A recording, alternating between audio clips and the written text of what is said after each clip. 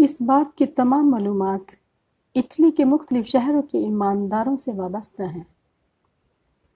اس کے علاوہ یہ باب مقدس ڈومنک ایمان کے دفاعی، یسوع کے کھلاڑی، کلیسیا کے درگو حالت کے اصلاح کار، جوشیل خادم کی طرز زندگی سے اخذ کر کے لکھا گیا ہے۔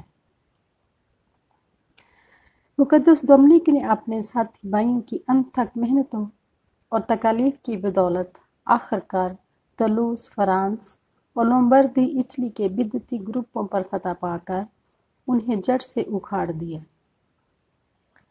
اس سچائی کی تصدیق مقدس ڈومنک کے مقدس ٹھہرائے جانے کے عمل کے دوران واضح طور پر ہوئی، جب ان کا مقدسیت کا مقدمہ پاپا اعظم گریگوری نہم کے سامنے لایا گیا تو گواہوں نے بیان کیا کہ ڈومنک کی رسالت اور معجزات کے ذریعے صرف لومبردی میں ہی 100,000 سے بھی زیادہ افراد تبدیل ہوئے۔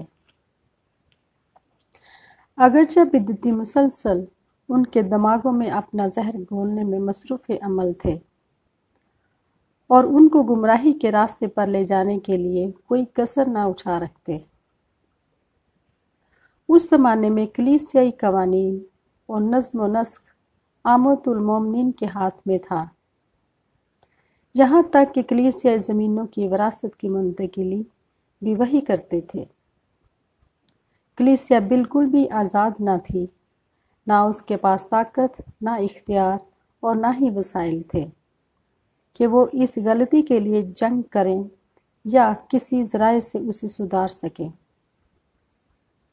کلیسیا بہت کمزور تھی، نہ فادرز صاحبان اور نہ ہی مفلسوں کو کوئی تحفظ حاصل تھا۔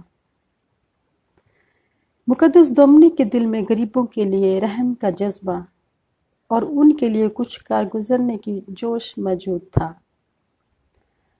لوگوں کی مفلسی ان سے دیکھی نہ گئی، اس لیے انہوں نے اپنے رسالتی بھائیوں کے ساتھ مل کر باہم یہ فیصلہ کیا کہ وہ کلیسیا کی جائیداد کو واپس حاصل کرنے کے لیے جنگ لڑیں گے۔ اس مقصد کے لیے انہوں نے خوف خدا رکھنے والے پرستاروں کو جمع کیا اور ان سے کلیسیائی حقوق کے دفاع اور جائیداد واپس لینے کے لیے ایک پاک فوج کی بنیاد رکھنے کی اپیل کی۔ اس پاک فوج نے بدعتیوں کے مقابلے میں آخری دم تک جان توڑ کوشش کی۔ بہت سے خدا پرست مومنین نے اس کار نیک کے لیے اپنے آپ کو رضاکارانہ طور پر پیش کیا، جنہوں نے نہ صرف اپنی جانوں بلکہ مال و دولت کا ہدیہ دینے کی بھی قسم کھائی۔